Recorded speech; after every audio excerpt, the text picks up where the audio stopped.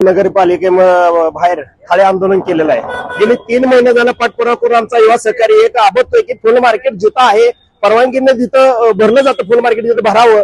अनधिकृतपणे शाळेच्या बाहेर भरू नका, जीवाला धोका होईल। शाळेचे पोरं शिकतात, गोरगरिबाई लेकरं शिकतात, तर या प्रशासनाला जाग येणे त्वरित सांगायचं आहे की शिवसाहेबांना गेली 3 महिने सांगून जर जाग येत असेल तर शिवसाहेबांना करायचं काय अशी अवस्था आहे। आम्ही सत्तेत जर असलो तरी आम्हाला भीक मागितल्याने मागण्या मांडावं लागते। त्या शिवसाहेबांचं करायचं काय ही परिस्थिती समोर मांडली।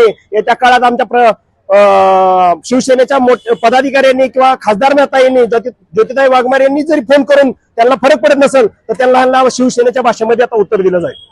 अविनाश विद्यालय येथील बेकायदेशीर फुल मार्केट हटवायसाठी आम्ही 3 महिने झाले वारंवार पाठपुरावा करतोय, तरी याची प्रशासन कोणतीही दखल घेत नाही। आज रोजी थाळीनाद आंदोलन करतोय। प्रशासनाला एवढीच विनंती आहे, आम्ही हात जोडून विनंती केली, हात सोडायची वेळ आमच्यावर प्रशासनाने आणली। येणाऱ्या भविष्य काळात शिवसेना स्टाईल आंदोलन करून प्रशासनास जशास तसं उत्तर दिलं जाईल।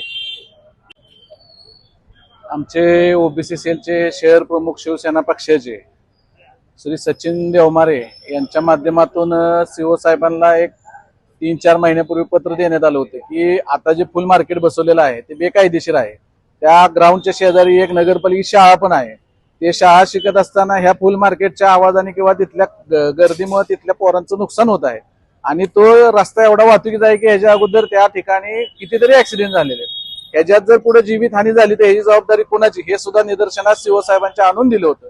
परंतु जाणून बुजून जर डोळे झाकल्याचं काम करत असतील तर शिवसेना पक्षाच्या वतीने शिवसेना स्टाईल त्यांना आंदोलनातून उत्तर देऊच, परंतु आमचे वरिष्ठ नेत्या शिवसेना प्रवक्त्या सोलापूरच्या ज्योतिताई वाघमारे खासदार यांनी फोन करून सुद्धा जाणीवपूर्वक जर दुर्लक्ष करणार असतील तर शिवसेना पक्षाची आतापर्यंत त्यांना कुठल्याही आंदोलनाचा अनुभव नाही असं मला जाणवतंय आणि ती जाणीव त्यांना करून देण्यासाठी आज आम्ही इथं थाळीनाद केले।